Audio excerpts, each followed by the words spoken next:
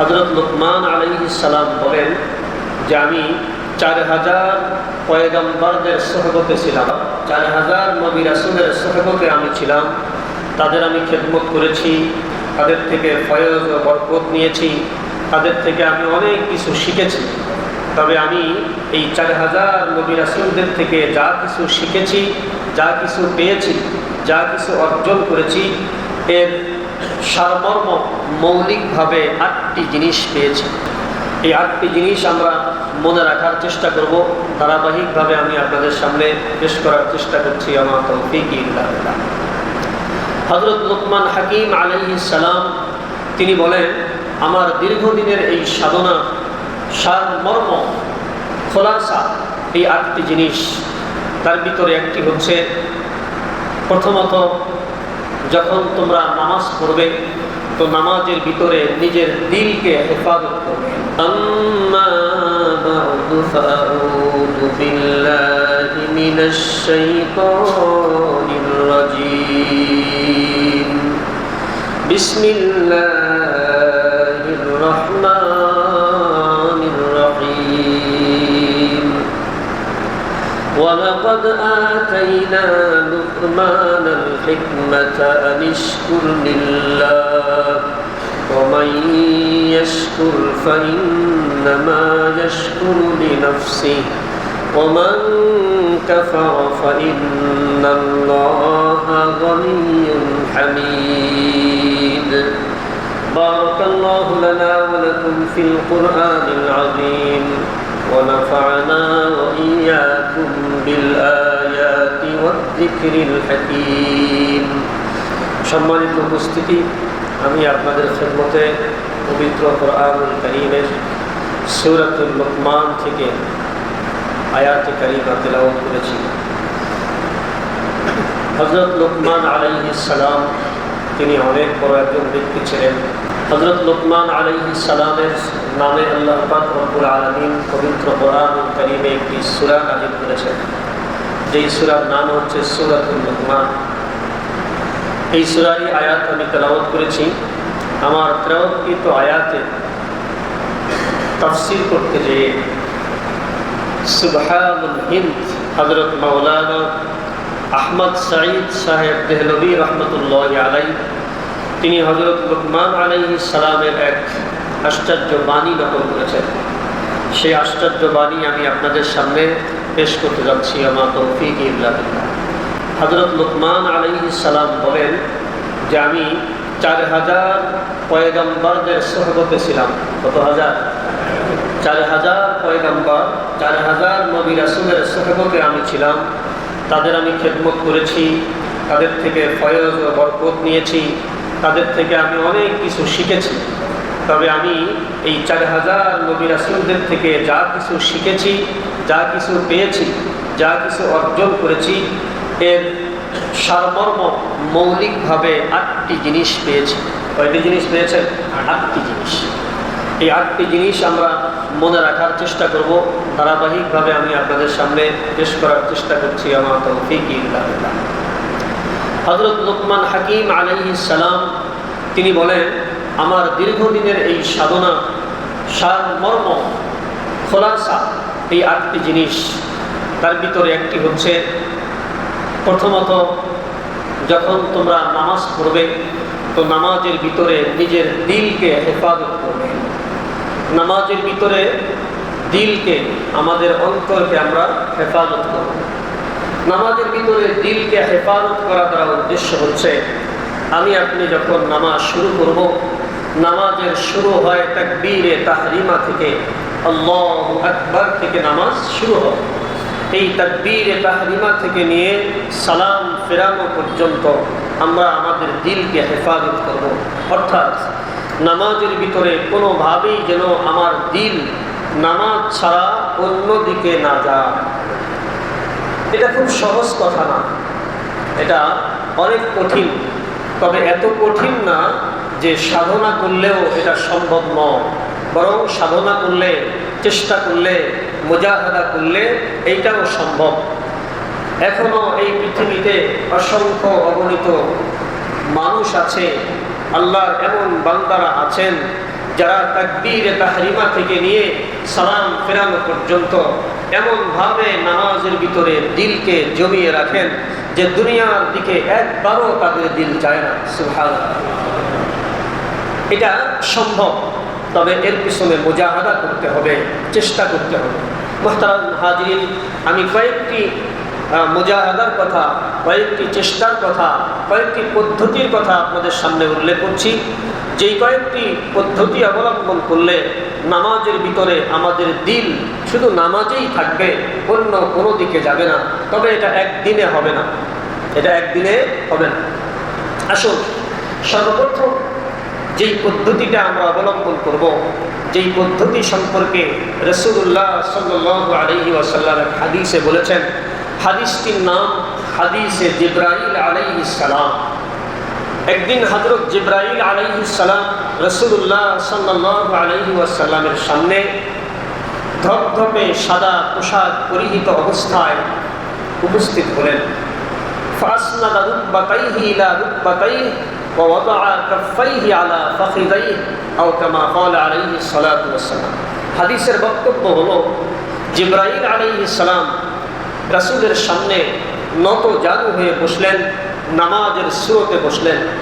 নামাজের সুরতে আমরা যখন বসি আমাদের এই হাত দুইটা হাঁটুর উপরে থাকে। ফাসনাদা রুকবাতাইহি ইলা রুকবাতাইহি, রাসূলের হাঁটুর সাথে সুন্দর করে ভদ্রভাবে উনি হাঁটু বেড়ে বসলেন, নামাজের মতো বসলেন।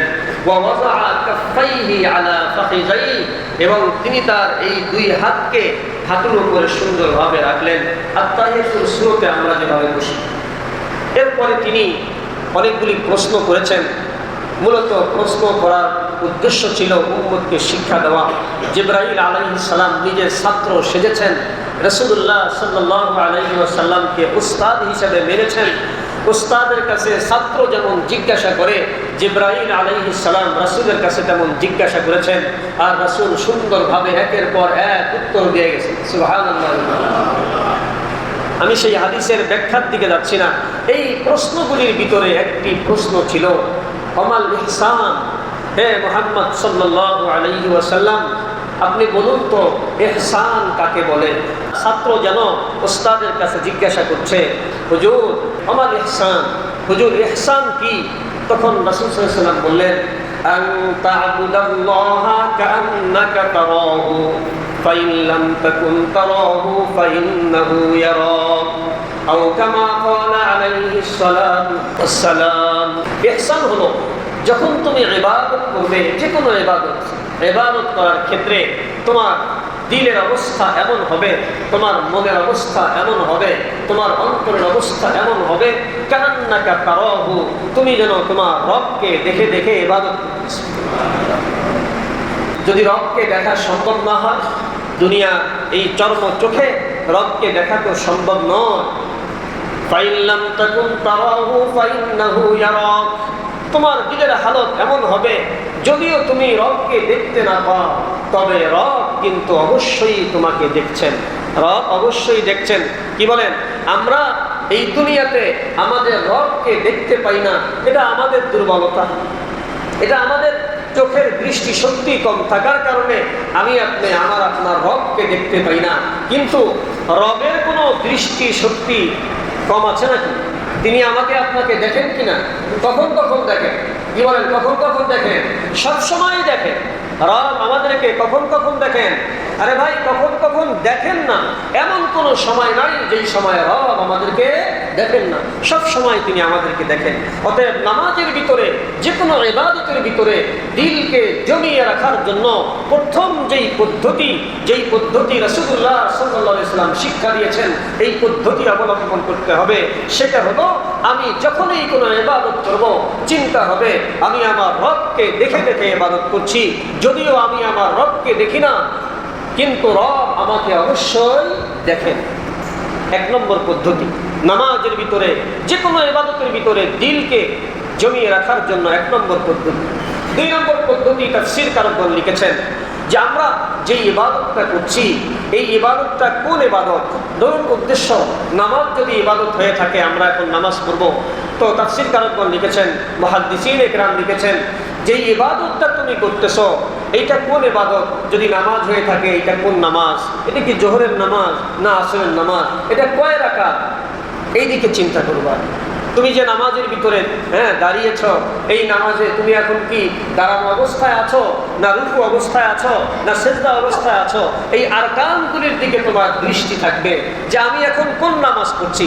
আমরা অনেক সময় ভুল নিয়াত করতেছি জোহর করবো, মুখ দিয়ে বের হয়ে গেছে আসর। তার মানে আমাদের ভিতরে একটু বেখেয়ালিপনা আছে, কি বলেন, একটু উদাসীনতা ভাব আছে। তাছাড়া তো মুখ থেকে এটা আসার কথা। বলে তুমি যেই ইবাদতটা করবা সেই ইবাদতের কথাটা মনস্থ করবা যে আমি এই ইবাদতটা করছি, আমি এখন সেই ইবাদতের অমুক রোপণটা আদায় করছি, অমুক ফরজটা আদায় করছি। আমি এখন সূরা ফাতিহা করছি, আমি এখন সূরা ফাতিহার পরে আমিন পড়ছি, আমি এখন সূরা ফাতিহার পরে অমুক সূরা পড়ছি। এই যে আরকানগুলির দিকে যদি আমরা গভীরভাবে মনোনিবেশ করি তাহলে আমাদের দিলটা আশা করি দুনিয়ার দিকে যাবে না। এই হলো আরেক পদ্ধতি। আরেকটা পদ্ধতি তাফসীরকারগণ লিখেছেন, প্রায় ৬-৭টা পদ্ধতি আছে। আমি যদি শুধু নামাজ নিয়েই কথা বলি বাকি 8টা জিনিস শেষ হবে না, এজন্য সংক্ষেপ করছি। আরেকটা পদ্ধতি আছে, সেটা হলো আমরা যারা নামাজ পড়ছি নামাজের ভিতরে আমরা যখন দাঁড়ানোর সময় যে সূরা ফাতিহা পড়ি, এই সূরা ফাতিহার অর্থ যদি আমাদের জানা থাকে সেই অর্থের দিকে আমরা খেয়াল করব। যদি আমাদের সামি আল্লাহু লিমান হামিদা এই শব্দের অর্থ জানা থাকে সেই অর্থের দিকে আমরা খেয়াল করব। যদি রব্বানা লাকাল হামদ এর অর্থ আমাদের জানা থাকে এই অর্থের দিকে খেয়াল করব। অর্থাৎ যেই শব্দ, যেই দোয়া, যেই তাসবিহগুলি আমরা পাঠ করছি, এই তাসবিহগুলি, এই দোয়াগুলি, এই সূরাগুলির অর্থের দিকে আমরা খেয়াল করব। তাহলে কি হবে, আমার দিলটা তো সেই অর্থের দিকে চলে যাবে, আর দোকানের দিকে যাবে না, আর বিবি বাচ্চার দিকে যাবে না, দুনিয়ার দিকে আর যাবে না। বলে যদি অর্থ বুঝে না আসে, আমার জানা না থাকে, বলে অসুবিধা নয়। তো আরেকটা পদ্ধতি আছে, সেটা হলো যে আমি যেই শব্দগুলি উচ্চারণ করছি এই শব্দগুলির উচ্চারণ সঠিক হচ্ছে কিনা। আলহামদুলিল্লাহ রাব্বিল আলামিন, এই যে আমি সেন্টেন্সটা বললাম, এই যে বাক্যটা বললাম, এটা আমার শুদ্ধ হলো কিনা, আমার হা উচ্চারণ ঠিক আছে কিনা, আমার আলামিনের আইন উচ্চারণ ঠিক আছে কিনা, আমার এখানে এক আলিফ টান ঠিক আছে কিনা, এই শব্দগুলি, গ্রামারগুলির দিকে আমরা মনোনিবেশ করব। তখন দেখা যাবে নামাজের ভিতরে দিলটা থাকবে। একদিনে হবে না, চেষ্টা করলে থাকবে। এরকম আরো কয়েকটা পদ্ধতি আছে, আমি দুঃখিত সেই দিকে যাচ্ছি না। তো প্রথমত হচ্ছে নামাজের ভিতরে দিলকে হেফাজত করা। আল্লাহ তাআলা আমাদেরকে নামাজের ভিতরে দিলকে হেফাজত করার তৌফিক দান করুন। 2 নম্বর, তিনি বলেন, লুকমান আলাইহিস সালাম বলেন, যখন তুমি খানা খেতে বসো তখন তোমার এই গলাটাকে হেফাজত করবা। গলাকে কি দিয়ে হেফাজত করবো? বলে তুমি যেই লোকমাটা খাইবা এই লোকমা যেন কোনো হারাম লোকমা তোমার ভিতরে প্রবেশ না করে, লোকমাটা যেন হালাল হয়। কি বলেন, লোকমা হালাল হইতে গেলে ব্যবসা হালাল হওয়া লাগবে কিনা, লেনদেন হালাল হওয়া লাগবে কিনা? অবশ্যই আমার ইনকাম সোর্সগুলি হালাল হইতে হবে, তাছাড়া তো আমার লোকমা হালাল হবে না। আমার ব্যবসা হালাল হইতে হবে, তাছাড়া তো আমার লোকমা হালাল হবে না। লোকমা বলতে আমি আপনি যা কিছু খাচ্ছি বা পান করছি, বলে এই হলককে তুমি সাবধান রাখবা। যেই দিক দিয়ে তোমার এই খাবার বা পানীয়গুলি ভিতরে যা, এই জায়গাটাকে হেফাজত করবা। অর্থ এটাকে কি বলেন, প্লাস্টিক দিয়া, টেপ দিয়া পেঁচায় হেফাজত করব না। এই গলাকে হেফাজত করার অর্থ হচ্ছে যে কোনো রকমের কোনো হারাম জিনিস যেন ভিতরে প্রবেশ না করে। কারণ হাদিসে এসেছে, যে ব্যক্তির শরীর হারাম জিনিসের দ্বারা গঠিত এই ব্যক্তির শরীর জান্নাতে যাবে না। কোথায় যাবে? জাহান্নামে যাবে। এই জন্য গলাকে হেফাজত করা, এই হুলকুমকে হেফাজত করা আমার আপনার প্রত্যেকের জন্য এটা ফরজ। হারাম থেকে বেঁচে থাকা ফরজ। আল্লাহ তাআলা আমাদেরকে হালাল রুজি ভক্ষণের, হালাল পানীয় পান করার তৌফিক দান করুন। আমিন। বলে লোকমান হাকিম আলাইহিস সালাম, তিনি বলেন, আরেকটা জিনিস তোমরা করবা, সেটা হলো তোমরা যখন পরস্পরে একে অপরের সামনে বসে কথা বলবা, একে অপরের সাথে যখন কথোপকথনে তোমরা লিপ্ত হয়ে যাইবা, মত বিনিময় করবা, বিভিন্ন কথা বলবা, তখন তোমরা তোমাদের এই জিহ্বাটাকে হেফাজত করবা। কিসকে? কোন জিনিসকে হেফাজত? জিহ্বাকে হেফাজত করবা। বলে জিহ্বাকে হেফাজত করা দ্বারা উদ্দেশ্য হলো এই জিহ্বার সাহায্যে কোনোভাবেই কোনো মিথ্যা কথা বলবো না, কোনোভাবেই কোনো গীবত শিকায়েত করবা না, কোনোভাবেই কোনো চগলখুরি করবা না, কোনোভাবেই কোনো ব্যক্তির উপরে মিথ্যা অপবাদ দিব না, কাউকে গালি দিবা না, কাউকে মন্দ বলবা না। এই ঠোঁট আর জিহ্বার সাহায্যে যেই ধ্বনি উচ্চারিত হয় এটা কিন্তু আল্লাহর দেওয়া নিয়ামত। এটা কার দেওয়া নিয়ামত? আল্লাহর দেওয়া নিয়ামত। খবরদার আল্লাহর দেওয়া ঠোঁট আর জিহ্বার সাহায্যে এমন কোন শব্দ যেন, এমন কোন ধ্বনি যেন উচ্চারিত না হয় যেই শব্দ বা যেই ধ্বনির কারণে আমার আপনার রব নারাজ হয়ে যায়। খবরদার এই জিহ্বাকে সাবধান করুন। মুহতারাম হাজরিন, এ ব্যাপারে একটা কথা আমার মনে পড়ে গেল। হযরত আবু বকর সিদ্দিক রাদিয়াল্লাহু তাআলা আনহুর কথা। তিনি ওই ব্যক্তি সারা পৃথিবীর সমস্ত মানুষের নেকিগুলিকে একত্রিত করলেও সিদ্দিক আকবর রাদিয়াল্লাহু তাআলা আনহুর নেকির পাল্লাই ভারী হয়ে যায়। বরং সিদ্দিক আকবর রাদিয়াল্লাহু তাআলা আনহুর সারা জীবনের নেকি লাগবে না, একটা বিশেষ মুহূর্তের সামান্য একটু সময়ের নেকি যদি এক পাল্লায় রাখা হয়, সারা পৃথিবী একেবারে আদম আলাইহিস সালাম থেকে নিয়ে কিয়ামত পর্যন্ত আনেওয়ালা সমস্ত মানুষের নেকিগুলিকে যদি আরেক পাল্লায় রাখা হয়, আল্লাহর কসম আবু বকর সিদ্দিক রাদিয়াল্লাহু আনহুর ওই সামান্য মুহূর্তের নেকি বেশি হয়ে যাবে। এমন একজন ব্যক্তি যিনি দুনিয়াতে জান্নাতের সার্টিফিকেট পেয়েছেন, এমন একজন ব্যক্তি যিনি জানেন যে আমি নিশ্চিত জান্নাতি, এমন একজন ব্যক্তি হওয়া সত্ত্বেও তিনি মাঝে মাঝে নির্জন স্থানে বসে নিজের জিহ্বাটাকে টেনে বের করে আফসোস করে বলতেন, হে জিহ্বা, হয়তোবা তোর কারণেই আমাকে জাহান্নামে যেতে হবে। কে তিনি? এমন একজন ব্যক্তি যিনি জান্নাতের সার্টিফিকেট পাইলেন। নবীর পরে উম্মতের ভিতরে সবচাইতে সম্মানী হচ্ছেন আবু বকর সিদ্দিক রাদিয়াল্লাহু তাআলা আনহু।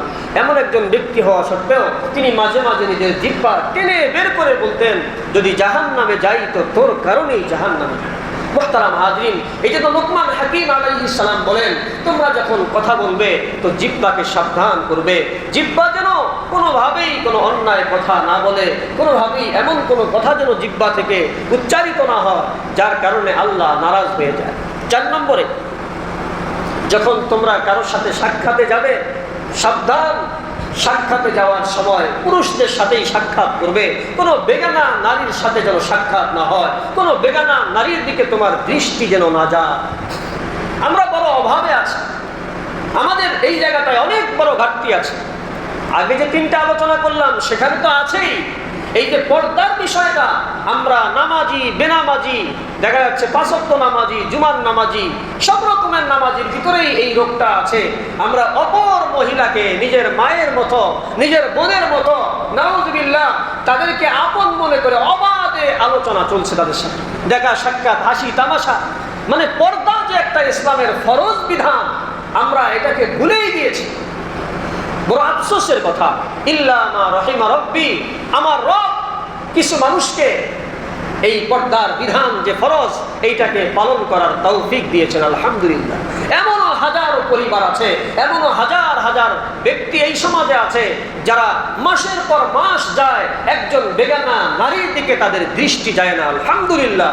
আছে কিনা? কথা বলেন, আছে কিনা? আমরা হতভাগা হইতে পারি, এমন অনেক ব্যক্তি আছে যারা বছরের পর বছর যায়, একটা বেগানা নারীর সাথে কোনো কথা বলে না, দেখা সাক্ষাৎ তো দূরের কথা, কথাও কোনোদিন বলে না। এটা আল্লাহ পাকের ইহসান, আল্লাহ পাকের দয়া এবং নিজের মুজাহাদা লাগবে। কি লাগবে? মুজাহাদা লাগবে। এই জন্য যখন কারোর সাথে আমরা সাক্ষাতে যাব, তার বাসায় যাই, রাস্তায় যাই, দোকানে যাই, ঘাটে যাই, মাঠে যাই, পুরুষ পুরুষের সঙ্গে সাক্ষাৎ করবে, কথা বলবে, হাসি মুখে মত বিনিময় করবে, কিন্তু কোনো বেগানা পুরুষ, কোনো বেগানা নারীর সাথে কোনোভাবেই কথা বলা জায়েজ নাই, দেখা সাক্ষাৎ জায়েজ নাই। আল্লাহ তাআলা আমাদেরকে এরকম নাজায়েজ কাজ থেকে সর্ব অবস্থায় বেঁচে থাকার তৌফিক দান করুন। 5 নম্বর বিষয় হচ্ছে, তুমি সর্ব অবস্থায় আল্লাহ তাআলার কথা স্মরণ রাখবা। সর্ব অবস্থায় কার কথা? আল্লাহর কথা। সব সময় আল্লাহর কথা মনে রাখবা। আল্লাহকে এক মুহূর্তের জন্য ভুলে যাওয়া যাবে না। সর্ব অবস্থায় আল্লাহকে দিলে রাখতে হবে, আল্লাহর কথা স্মরণ করতে হবে। বলে আল্লাহ তাআলার কথা স্মরণ এটা বিভিন্ন ভাবে হইতে পারে। স্মরণ এটা বাংলা, আরবি হচ্ছে জিকির। আল্লাহ বলেন উযকুরুল্লাহা যিকরান কাসীরা, ওয়াসাব্বিহুহু বুকরাতাও ওয়া আসীলা। আল্লাহ পাককে আল্লাহ তাআলা বেশি বেশি স্মরণ করার কথা বলেছেন। এখানে কোনো সংখ্যার কথা আল্লাহ পাক উল্লেখ করেন নাই। দৈনিক 1000 বার আমাকে স্মরণ করবা, আমার জিকির 1000 বার করবা, আমার জিকির 1 কোটি বার করবা, না না, এমনটা আল্লাহ পাক বলেন নাই। এমন একটা শব্দ আল্লাহ পাক এখানে চয়ন করেছেন, উযকুরুল্লাহ যিকরান কাসীরা। কাসীর মানে অধিক, কি পরিমাণ, পরিমাণ উল্লেখ করেন। বলে বেশি থেকে বেশি সর্ব অবস্থায় তোমরা তোমাদের রবের জিকির করো, রবের কথা স্মরণ করো। মুহতারাম হাজিরিন, এই জিকির, একটা জিকির হচ্ছে জিকিরে লিসানি, ঠোঁট আর জিহ্বার সাহায্যে জিকির। যেমন সুবহানাল্লাহ, আলহামদুলিল্লাহ, লা ইলাহা ইল্লাল্লাহ, আল্লাহু আকবার, এরকম ভাবে এগুলি হচ্ছে জিকিরে লিসানি। এই জিকিরে লিসানি নামাজের ভিতরে আছে। সুবহান রাব্বিয়াল আযীম আছে কিনা, সুবহান রাব্বিয়াল আ'লা, সূরা ফাতিহা এর ভিতরে জিকির আছে। বলে প্রত্যেকটা সূরার ভিতরে জিকির আছে। পুরা কোরআনটাই তো একটা জিকির। মুহতারাম হাজিরিন, পুরা কোরআন শরীফ থেকে আল্লাহ পাক জিকির বলেছেন। এইজন্য জিকিরে লিসানি এটা একটা জিকির, কোরআন শরীফ তেলাওয়াত করা জিকির, নামাজ পড়া এটা জিকির, রোজা রাখা এটাও জিকির, বলে তাহাজ্জুদ পড়া এটাও জিকির, ইশরাক পড়া এটাও জিকির, আওয়াবিন পড়া এটাও জিকির। জিকিরে লিসানি। আরেকটা হচ্ছে জিকিরে কলবি, অন্তরে অন্তরে জিকির করা। জিকির মানে হচ্ছে স্মরণ করা, স্মরণ করা, অন্তর দিয়ে আল্লাহ তাআলাকে স্মরণ করা। সর্ব অবস্থায় এই ধ্যান খেয়াল, এই চিন্তা চেতনায় মগ্ন থাকা যে আমি যাই কিছু করি না কেন, আমার রব কিন্তু সব দেখেন, আমার রব কিন্তু সব জানেন। আমার রব কোনোভাবেই এমন নয় যে এক চোখ টেরা, মাঝে মাঝে দেখে মাঝে মাঝে দেখেন না। আমার রব এমন নয় মাঝে মাঝে তিনি ঘুমান, মাঝে মাঝে একটু বিশ্রামে যান। এই ফাঁকা সময়টাতে আমি একটা গুনার কাজ করে ফেলবো, আমি একটু হারাম খেয়ে নেব, আমি একটু একদিনের গীবত করব। আল্লাহ বলেন যে না না, তোমার রব এমন নয়। লা তাখুযুহু সিনাতুন ওয়ালা নাওম, তিনি কোনো সময় তন্দ্রাচ্ছন্ন হন না, কোনো সময় তিনি ঘুমানো না। তার কুদরতি দৃষ্টিতে ফাঁকি দেওয়ার দুঃসাহস কোনো ব্যক্তির আগেও ছিল না, এখনো নাই, ভবিষ্যতেও থাকবে না। এই জন্য সবসময় রবের কথা চিন্তা করা। আমি যাই কিছু করি, আমি যে কথা বলি, চিন্তা করে বলতে হবে রব কিন্তু কথাগুলি শোনেন। আবার রবের এখানে পাহারাদার বসিয়ে দেওয়া আছে, সিসি ক্যামেরা ফিট করানো আছে, রেকর্ডিং চালু করা আছে। আল্লাহ বলেন মা ইয়ালফিযু মিন কাউলিন ইল্লা লাদাইহি রাকিবুন আতীদ। তুমি যেই শব্দ উচ্চারণ করবা এটা আস্তে হলেও রেকর্ড হবে, জোরে হলেও রেকর্ড হবে, সত্য হলেও রেকর্ড হবে, মিথ্যা হলেও রেকর্ড হবে। এই শব্দে আল্লাহ রাজি হলে সেটাও রেকর্ড, আল্লাহ নারাজ হলে সেটাও রেকর্ড। এরকম ভাবে এই শব্দের মাধ্যমে তুমি যেটা উদ্দেশ্য নাও না কেন সব কিছু রেকর্ড হবে। বলে এমন ভাবে রেকর্ড হবে, দিন তারিখ সহ রেকর্ড হবে। বলে শুধু রেকর্ডিং হবে না, বলে ভিডিও হবে, সিসি ক্যামেরা ফিট করা আছে, বলে ভিডিও হবে। হঠাৎ করে ফিল্ম নষ্ট হয়ে গেছে, না না, এমনটা হবে না, কোনোদিন নষ্ট হবে না, কোনোদিন চার্জ শেষ হয়ে যাবে না, কোনোদিন বিদ্যুৎ যাবে না। যারা চালাচ্ছে অপারেটরকে আল্লাহ পাক ফিট করে দিয়েছেন, এদের কোনোদিন কোনো ছুটি নাই, সর্ব অবস্থায় তারা আমাদের সাথে আছেন। আল্লাহ অতএব যে কাজই করব চিন্তা করব রব কিন্তু আমাকে দেখছেন, রব কিন্তু আমার আপনার সাথে আছেন। রবের থেকে আমি আপনি কেউ দূরে যাইতে পারবো না, অন্যদের থেকে দূরে আসতে পারবো। বলে এইদিকে 10 কিলো, ওইদিকে 10 কিলো, এইদিকে 10 কিলো, এইদিকে 10 কিলো, আমি মাঝখানে মরুভূমির মাঝখানে আছি, কোনো গাছপালা নাই, কোনো বাড়িঘর নাই, নির্জন মনে সেখানে গুনাহ করব। আল্লাহ বলেন বান্দা সবাইকে দূরে রেখে দিয়েছ, আমি আল্লাহ কিন্তু তোমার সাথে আছি। আল্লাহ বলে আল্লাহ তো আছেন, এই ফেরেশতাগুলিকেও বাদ দেওয়ার যোগ্যতা আমার আপনার নাই। আল্লাহ বলেন ওয়া ইন্না আলাইকুম লাহাফিযিন কিরামান কাতিবিন ইয়ালামুনা মা তাফআলুন। আল্লাহ বলেন তোমাদেরকে রক্ষণাবেক্ষণের জন্য, তোমাদেরকে হেফাজত করার জন্য, তোমাদেরকে গার্ড দেওয়ার জন্য। গার্ড কোথায় পালাইবা, এই জায়গায় ফেরেশতা যাবে। বলে যেই কাজে করবা ইয়ালামুনা মা তাফআলুন, তোমরা যা কিছু করবা সব কিছু বোঝার ক্ষমতা আমি আল্লাহ এই ফেরেশতাকে দিয়ে দিয়েছি। সুবহানাল্লাহ। মুহতারাম হাজরিন, এই জন্য সর্ব অবস্থায় রবের কথা চিন্তা করা, রবকে ভোলা যাবে না। শয়তান কিন্তু বারবার চেষ্টা করবে রবকে ভুলিয়ে দেওয়ার জন্য। শয়তানের কাম হলো রবকে ভুলানোর চেষ্টা করে। আমার আপনার কাজ হবে রবকে আমি স্মরণ রাখবো, সর্ব অবস্থায় স্মরণ রাখবো। যেই লোকটা সর্ব অবস্থায় রবের কথা স্মরণ করবে, এই লোকটা হারাম খাইতে পারবে না, এই লোকটা মিথ্যা বলতে পারবে না, এই লোকটা এরকম গীবত শিকায়েত করতে পারবে না, এই লোকটা অপরের নামে বদনামি করতে পারবে না, অপরকে মিথ্যা অপবাদ দিতে পারবে না, এই লোকটা ওজনে কম দিতে পারবে না, এই লোকটা মাপে কম দিতে পারবে না, এই লোকটা এরকম ভাবে কারোর সাথে দুর্ব্যবহার করতে পারবে না, এই লোকের দ্বারা নামাজ ছেড়ে দেওয়া সম্ভব নয়, এই লোকের দ্বারা নামাজ কাজা করা সম্ভব নয়, এই লোকের দ্বারা রোজা ছেড়ে দেওয়া সম্ভব নয়, এই লোকে হজ ফরজ হইলে আর স্থির থাকবে না, ছটপট করবে, প্রসেসিং তালাশ করবে, কেমনে আমি দ্রুত যাব, এ পাগল হয়ে যাবে তার রবের জন্য। কার জন্য ভাই? রবের জন্য। এই জন্য লুকমান হাকিম আলাইহিস সালাম বলেন, সবকিছুকে ভুলে যাও, খবরদার রবকে ভুলবা না। রব যার সত্তা, মাল্লাহুল মাওলা ফালাহুল কুল, রব যার হয়েছে সব তার হয়েছে। আর যার সবকিছু আছে কিন্তু রব নাই, আল্লাহ বলেন তার কিছুই না। সব আছে রব নাই তার, কথা বলেন, সব আছে রব নাই তার কি? কিছুই নাই। যার রব আছে কিছুই নাই, তার সব আছে, সব কিছু আছে। কোন এক কবি বলেন, যো তু মেরা তু সব মেরা, ফলক মেরা জমি মেরি, जो तू मेरा तू सब मेरा, फलक मेरा जमी मेरी, अगर एक तो नहीं मेरा तो कोई शाई नहीं मेरी। হে আল্লাহ, তুমি আমার তো সবকিছু আমার, কারণ এই সবকিছুর মালিক কে বলুন তো? কে মালিক? আল্লাহ মালিক। আল্লাহ যদি আমার হয়ে যায় তো সবকিছু অটোমেটিক তো আমার হয়ে গেল। কিন্তু আল্লাহ যদি আমার না হয়, আমার এই আছে সেই আছে, চাকরি আছে, ব্যবসা আছে, বিল্ডিং আছে, বালাখানা আছে, জমা জমির অভাব নাই, ব্যাংক ব্যালেন্স আছে, বলে তোমার ঘোড়ার ডিমটা আছে, যদি আল্লাহ না থাকে বাকি সবগুলি অন্যের, তোমার নয়। কথা বলেন ঠিক কিনা? এই জন্য লুকমান হাকিম আলাইহিস সালাম বলেন, সবকিছুকে প্রয়োজনে ভুলে যাইবা, কখনো রবকে ভুলবা না। আল্লাহ তাআলা আমাদের সকলকে সর্ব অবস্থায় রবের কথা দিলে আশ্রয় দেওয়ার তৌফিক দান করুন। রবের কথা দিলে রেখে প্রত্যেকটা কদম সামনে অগ্রসর হওয়ার তৌফিক দান করুন। লুকমান হাকিম আলাইহিস সালাম বলেন, 6 নম্বর যে বিষয়টি, সেটা হলো মৌতকে সবসময় মনে রাখবা। তাকে মৌতকে আমরা ভুলে গিয়েছি, মৌতকে ভুলে গিয়েছি। আমাদের পরিকল্পনা, আমাদের চিন্তা ভাবনা, আমাদের সুদূর প্রসারী পদক্ষেপ, প্ল্যান দেখলে মনে হয় 500 বছর এখনো বাঁচব। না না না, রাসূল সাল্লাল্লাহু আলাইহি ওয়াসাল্লাম বলেছেন, আকসিরু যিকরা হাযিমিল লাযাতিল মাউত, যেই মৌত জীবনের সমস্ত স্বাদ আস্বাদনকে নস্বাত করে দেয়, এই মৌতকে বেশি থেকে বেশি স্মরণ করবা।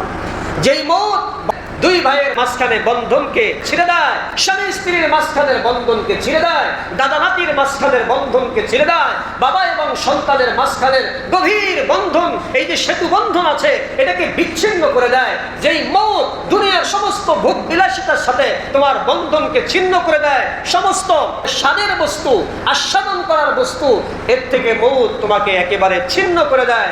এই মৌতের কথা বারবার বারবার তুমি স্মরণ করো। মুহতারাম হাজিরিন, প্রকৃত জ্ঞানী তারা যারা প্রত্যেক মুহূর্তেই মৌতের কথা স্মরণ করে।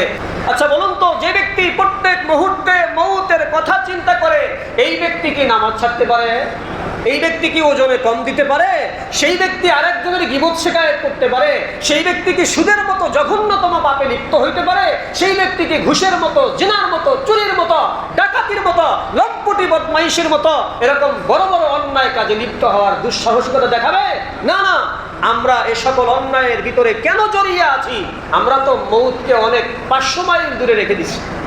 মনে হয় যেন আজরাইলের কাছ থেকে আমরা এক ধরনের লিখিত কিছু পেয়েছি, উনি এতদিনের ভিতরে আমার বাসায় আসবেন।